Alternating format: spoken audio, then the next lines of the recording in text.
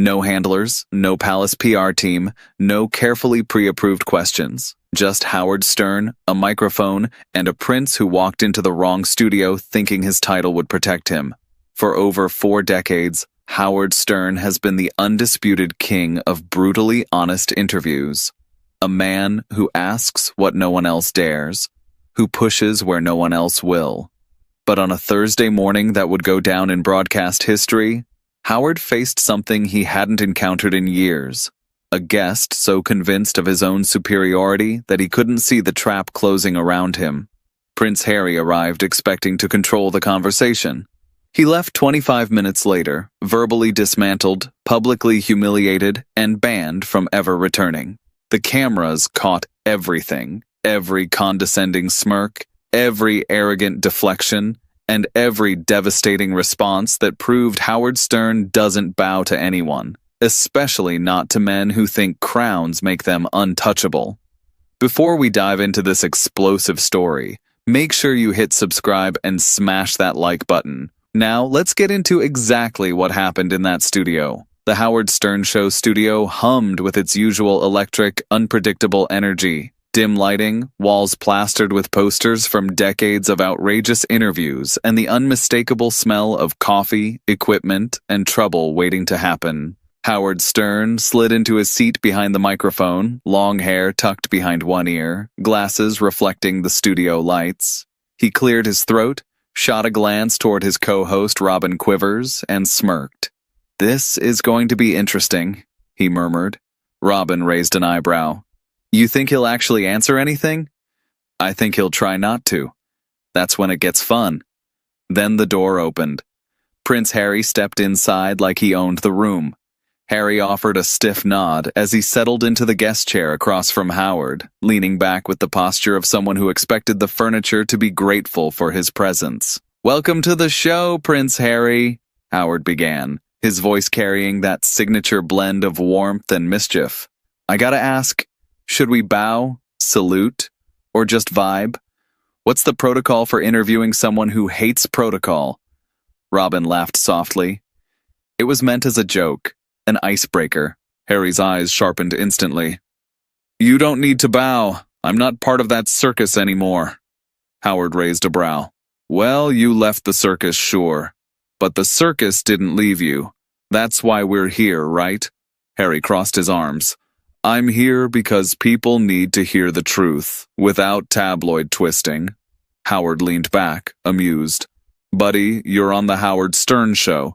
Twisting isn't our brand. Asking blunt questions is." The air tightened slightly. Harry gave a smug half-smile. "That's fine, as long as the questions are intelligent." Robin winced. She sensed the incoming explosion. Howard kept the grin but lowered his voice a notch. "Trust me, the intelligent ones are usually the most uncomfortable." Harry sighed dramatically. "Then let's get on with it." Howard opened with what he thought was a warm-up question. "So, how's life in America? You've been here a while now. California treating you well?" Harry shrugged. "It's tolerable. Better than living in a palace where everyone pretends to care?" Howard blinked. "Tolerable. Most people would kill to live in a Montecito mansion with ocean views." Harry shrugged again, tone dripping with condescension. "When you've grown up surrounded by actual privilege, you stop being impressed by houses, Howard." Robin quietly whispered. "Oh, wow," Howard chuckled. "Okay, your highness of humility." Harry snapped slightly. "Is there a real question in there, or do you just want to poke fun?" Howard leaned forward, not breaking eye contact. "All right, real question. You left the royal family to escape the spotlight, and then went on Oprah, Netflix, a book tour, podcast deals, and now my show. Isn't that a little contradictory?" Harry's jaw tightened visibly. "It's not contradiction, it's control. I share my story, not the press." Howard tapped his pen against the desk. "Sure, but you still want the spotlight. You're here, that says something." Harry's glare sharpened. "It says I want the truth heard, not distorted. Speaking of truth, are you happy? Genuinely happy?" Harry's expression shifted to something almost defensive.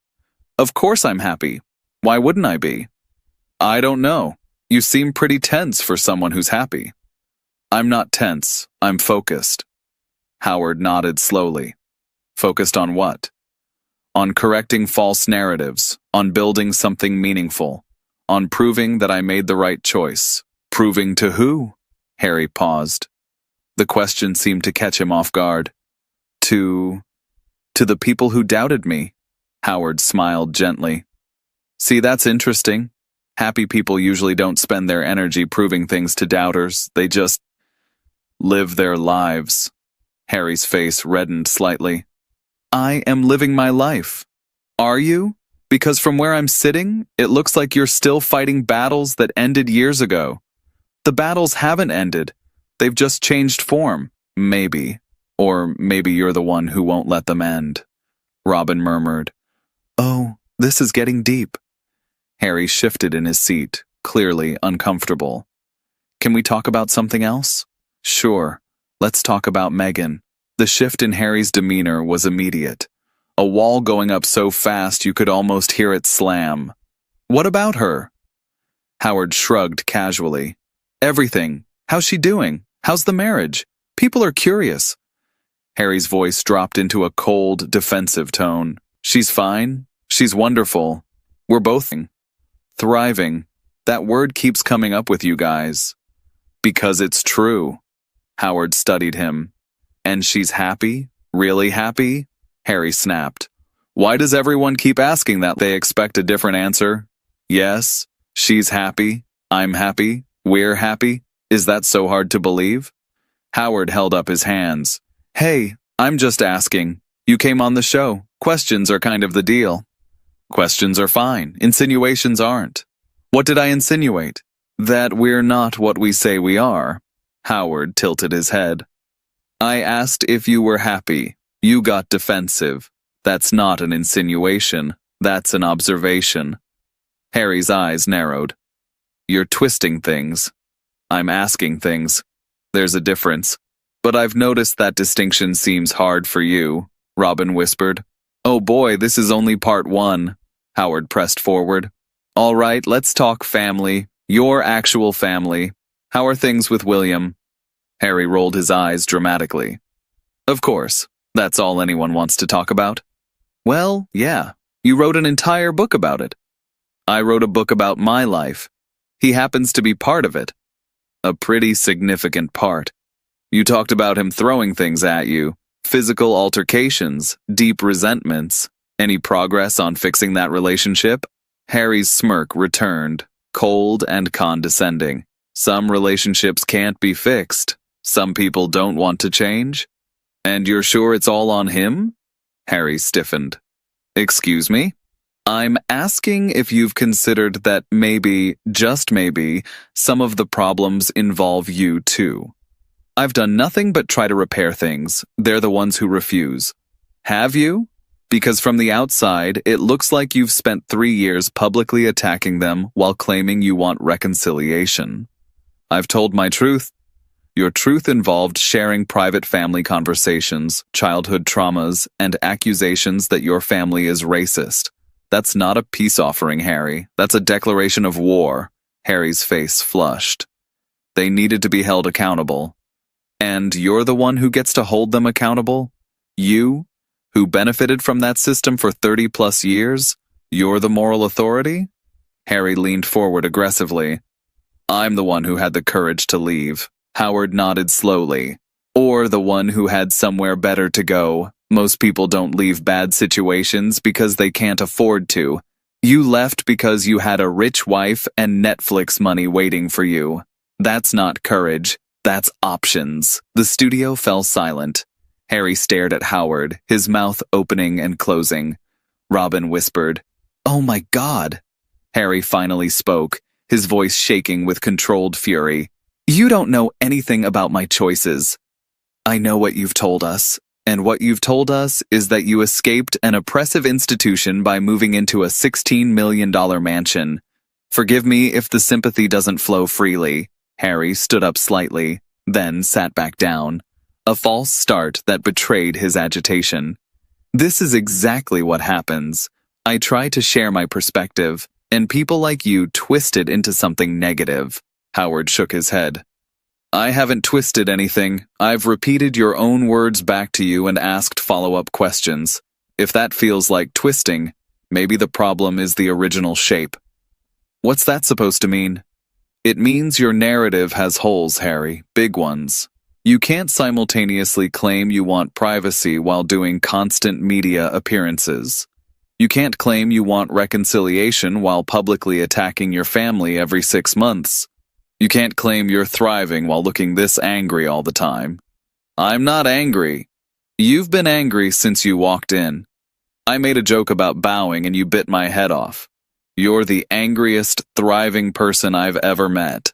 Harry's hands clenched. Maybe I'm angry because people like you refuse to understand. Or maybe you're angry because people like me see through the act. Robin inhaled sharply. This is getting scary. Harry ran a hand through his hair, visibly agitated. You know what? This is exactly what I expected. Another American host pretending they understand my life better than I do. Howard didn't raise his voice. His calm was more threatening than shouting could ever be. I don't pretend to understand your life. I'm trying to understand you.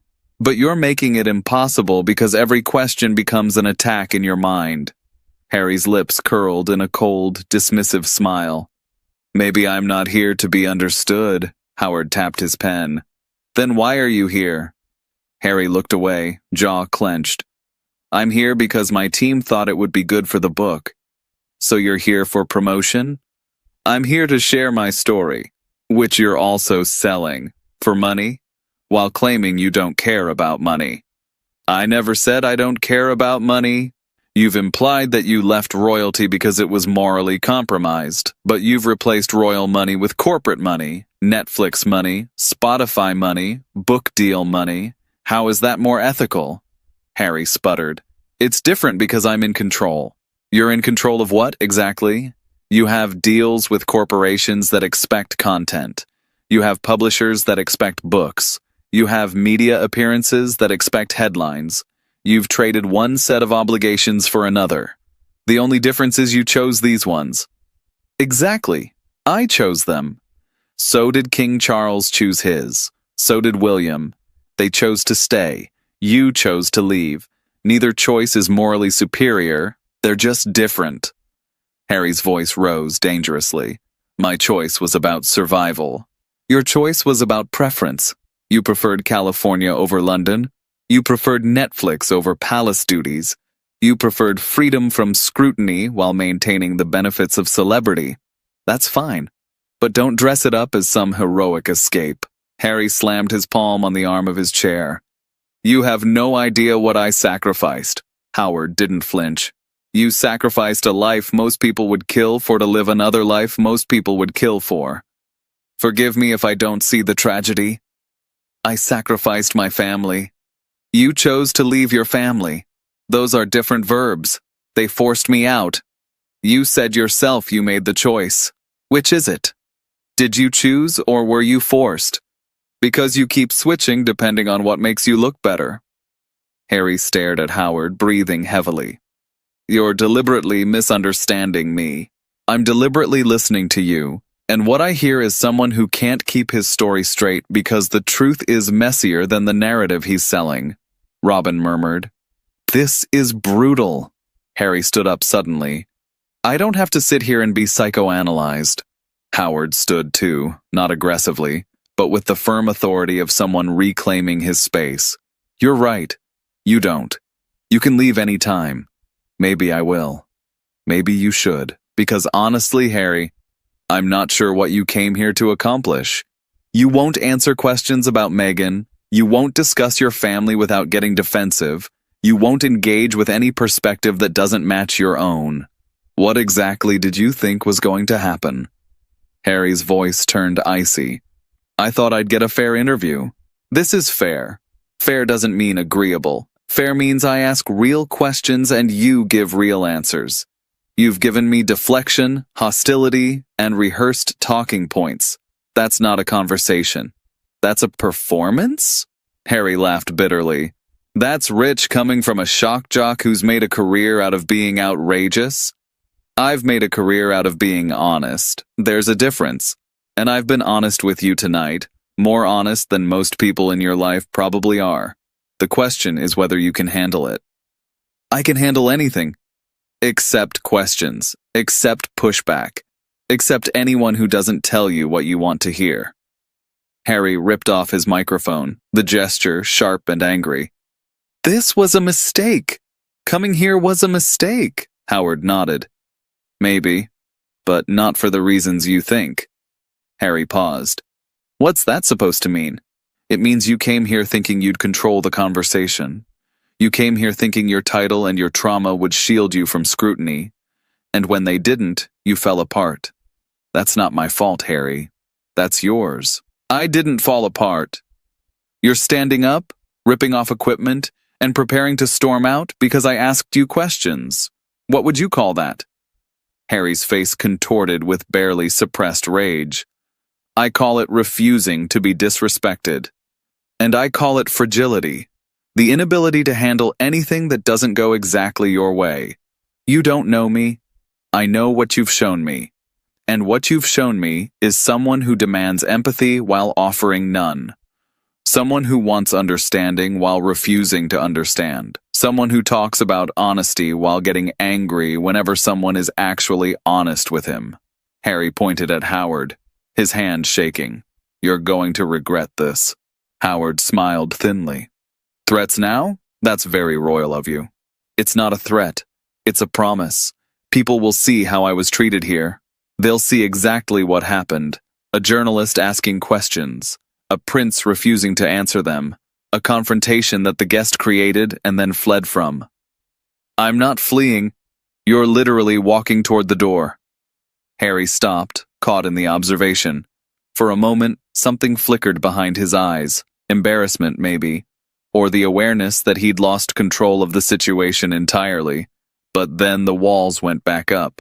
This show is beneath me anyway, Harry said coldly. You're all beneath me. The studio went silent. Robin covered her mouth. Howard nodded slowly. There it is, finally.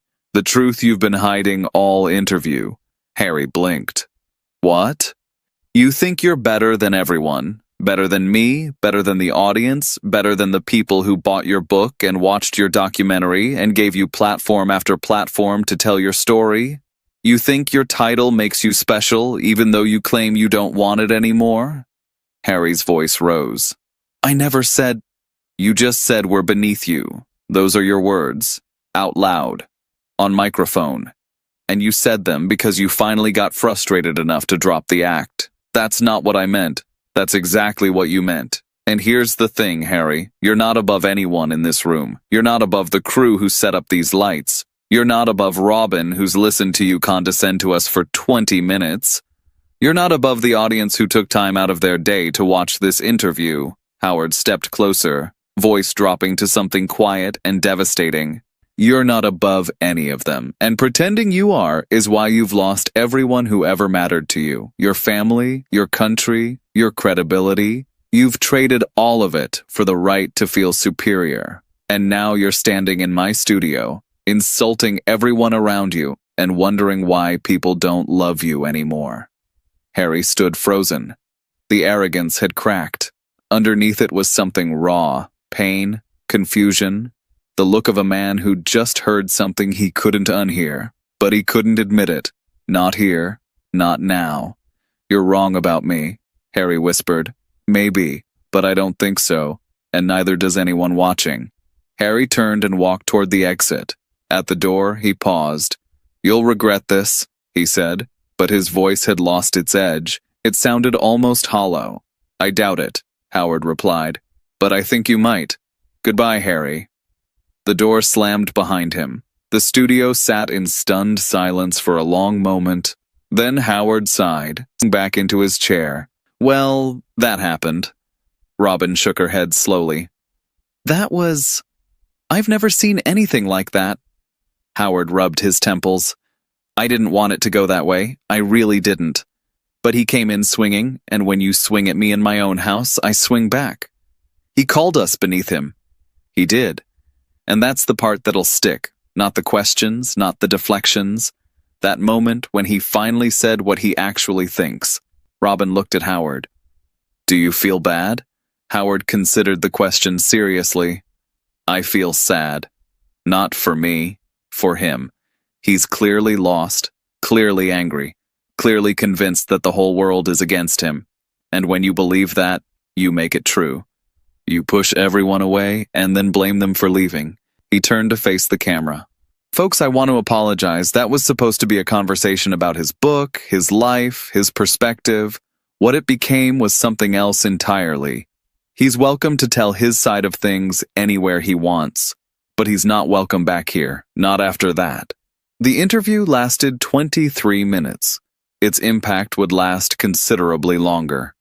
And somewhere in California, a prince was learning what millions had already discovered. That Howard Stern doesn't bow to anyone, and that titles mean nothing when you can't back them up with basic human decency. Some kingdoms are inherited, others are built. Only one of those men was sitting on a throne he'd earned. What do you think? Was Howard too harsh, or did Harry deserve every response? Who would you want to see Howard interview next? Drop your thoughts in the comments below. If you enjoyed this story, don't forget to like this video to help it reach more people. Subscribe to our channel for more explosive celebrity moments. We've got more incredible stories coming your way. Trust us, you won't want to miss what's next.